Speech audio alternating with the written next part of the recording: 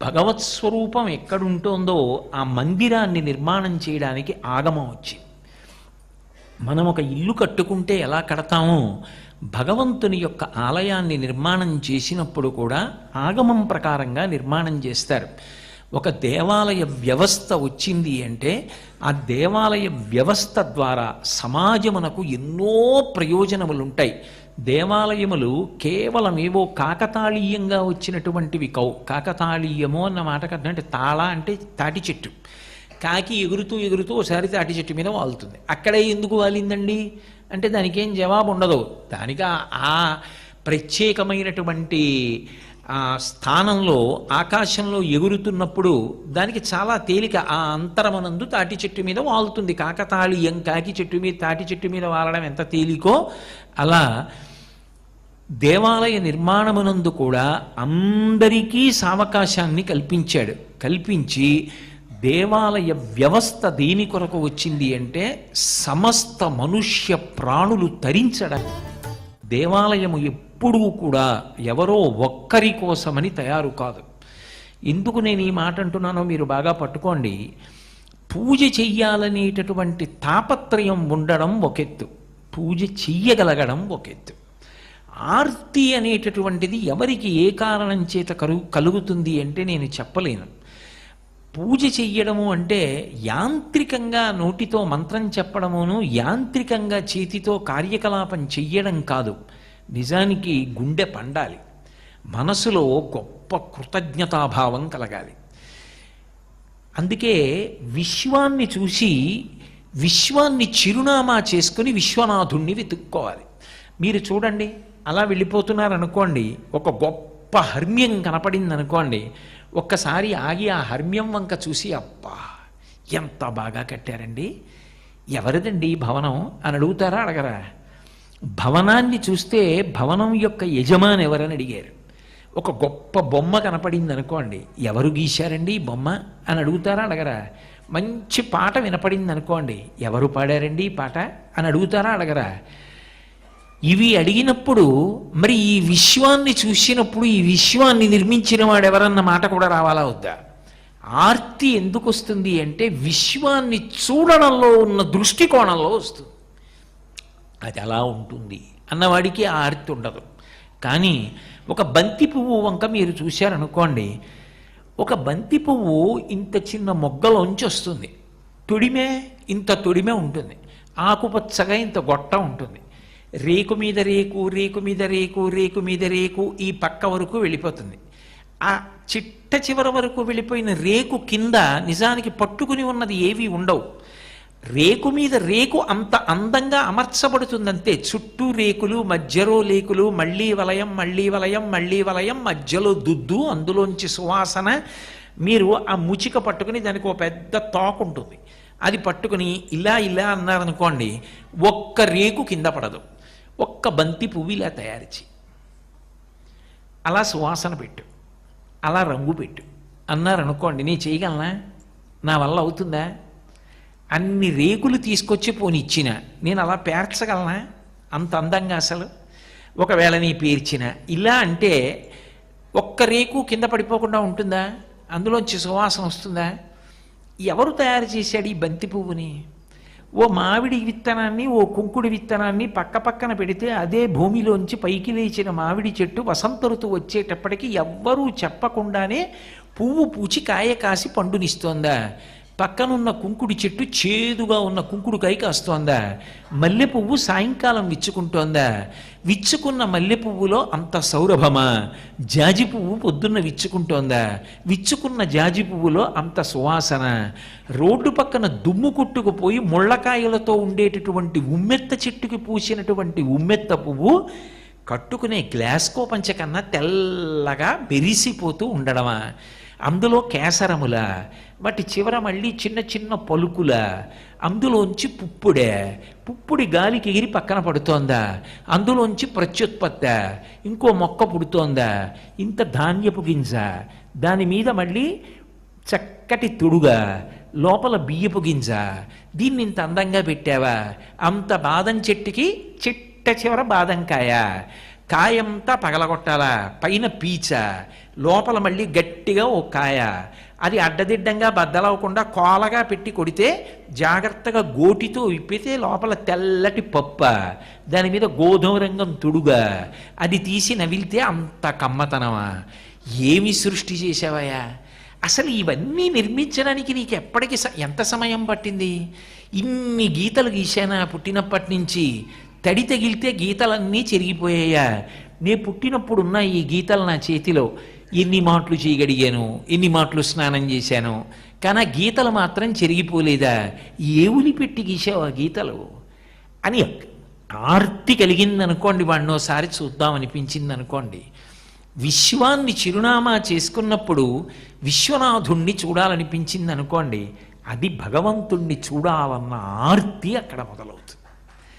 అసలు ఆ చూడడం అన్న దృష్టికోణమే లేని వాడికి భక్తి రమ్మంటే అది ముహూర్తం పెట్టుకుంటే రావడానికి అదేమైనా కొబ్బరికాయ కొట్టడమా, లేకపోతే అదేమైనా ఇంటి గృహప్రవేశం చేయడమా? నేను రేపు పాడ్యమి నుంచి చాలా భక్తిగా ఉండానంటే అంటే ఎలా కుదురుతుంది? భక్తి వైరాగ్యము అలా వచ్చేవి కావు.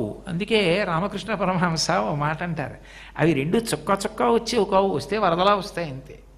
ఆ దృష్టి కోణంలోంచి వస్తుంది, అది ఆ చూడ్డంలో వస్తుంది.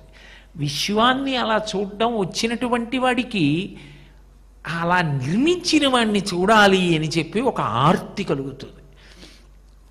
ఆర్తి కలిగితే దేవాలయంలోకి వెళ్ళి దర్శనం చేసేటప్పుడు వాడు పొందేటటువంటి అనుభూతి వేరు, వాడు చేసేటటువంటి పూజ వేరు, వాడు చేసే ఉపచారం వేరు.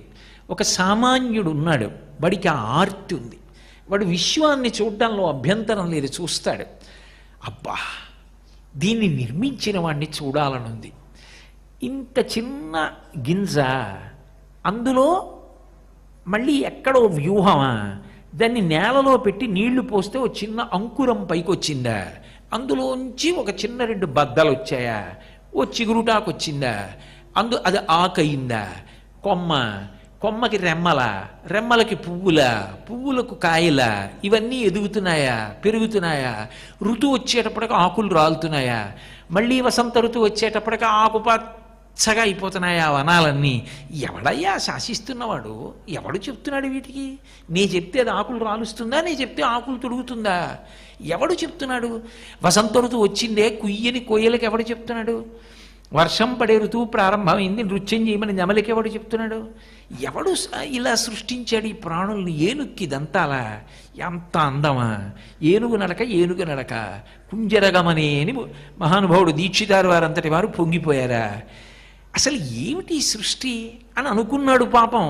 వాడిని చూడాలనుకున్నాడు, వాడిని సేవించాలనుకున్నాడు. కానీ ఆయనకి తంత్రం తెలియదు, ఆయనకి మంత్రం తెలియదు. కానీ ఆయనకి ఉపచారం చెయ్యాలని కోరిక, చూడాలని కోరిక. ఆయన ఎలా పూజ చేస్తాడు? ఆయనది అమాయకపు భక్తి. ఇంట్లో కూర్చుని కళ్ళ నీళ్లు పెట్టుకొని ఆనందపరవశుడు అవుతాడు. కానీ పూజ చెయ్యమంటే అమాయకపు పూజ చెయ్యగలడు, కానీ శాస్త్రీయంగా చెయ్యలేడు. అటువంటి వారందరి యొక్క కోరిక తీరడానికి, అథవా ఇలా పూజ చేసుకోవాలి అని చెప్పి తెలియడానికి శిక్షణా కేంద్రాలు సమాజమునకేవి అంటే దేవాలయములే. వచ్చి ఆయన కూర్చుంటే ఇక్కడ అంగపూజ జరుగుతుంది. అంగపూజ అంటే మీరు వినుంటారు. నేను ఇంట్లో పూజ చేసేటప్పుడు యథార్థమనకు అంగపూజ చెయ్యడం కుదరదు. ఎందుకంటే ఏ ఇంటిలో ఉన్న సింహాసనంలో ఉన్న మూర్తి అయినా కూడా యజమాని యొక్క అంగుష్టాన్ని మించి ఉండడాన్ని శాస్త్రం అంగీకరించదు.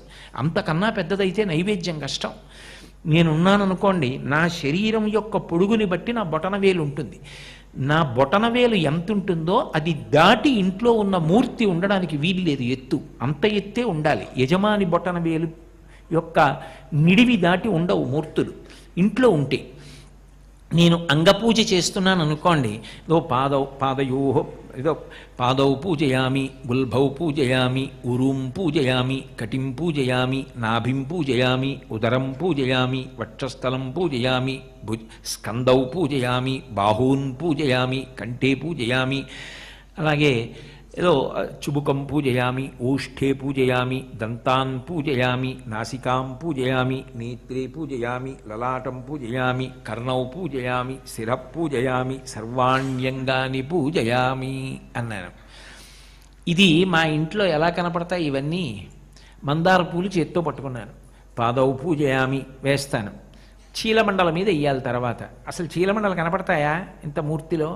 రెండో మందార పువ్వు వేశాననుకోండి, ఆయన కంఠపర్యంతం వచ్చేసింది పుష్పయాగంలాగా. ఇంకా నేను నాభిం పూజయామి, ఆయన బొడ్డు మీద వెయ్యాలి. ఎక్కడ కనపడుతుంది బొడ్డు? వేయగలనా? వెయ్యలేను. ఒక్కసారి యథాంగ పూజ చూడాలి. ఆయనకి ఒక్కొక్క అవయవం మీద పువ్వు పడుతుండగా నేను చూడాలి అనిపించింది అనుకోండి, నా కోరికకి జవాబు ఎక్కడ దొరుకుతుందంటే దేవాలయంలో దొరుకుతుంది.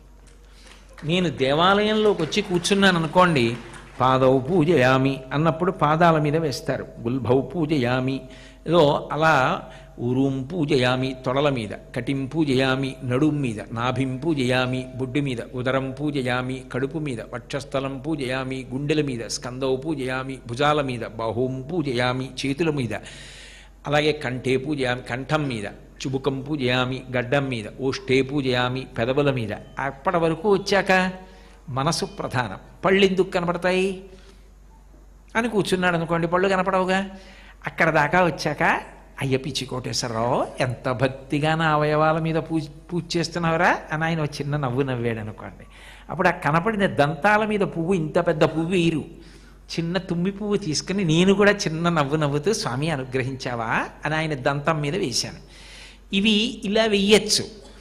ఏదో నాసికాం పూజయామి ముక్కు మీద వేస్తాను, నేత్రే పూజయామి కళ్ళ మీద వేయవలసి వచ్చిందంటే మనసు అనుసంధానమవుతోందని మీరు గుర్తుపట్టాలి. కళ్ళ మీద పువ్వు వేసేటప్పుడు ఇక్కడ కూర్చొని అలా విసురుతానా? కంట్లో తగలదు. ఆవిడ ఇలా కన్ను మూసిందనుకోండి, ఉన్మేష నిమిషోత్పన్న విపన్న భువనావళి అని నామని చెప్పట్లా నువ్వు? ఆవిడ కనురెప్ప మూస్తే లోకాలు లయమవుతాయి. అది ఆ పూజ చేయడం అంటే. అసలు నీకు అక్కడ మనసు లేదని గుర్తు పూజ చేసేటప్పుడు. అక్కడ నీకు మనసు ఉంటే గుర్తు ఏమిటంటే, చిన్న పువ్వు పట్టుకుని కంటికి తగల్చి పక్క నుంచి వదిలేస్తావు.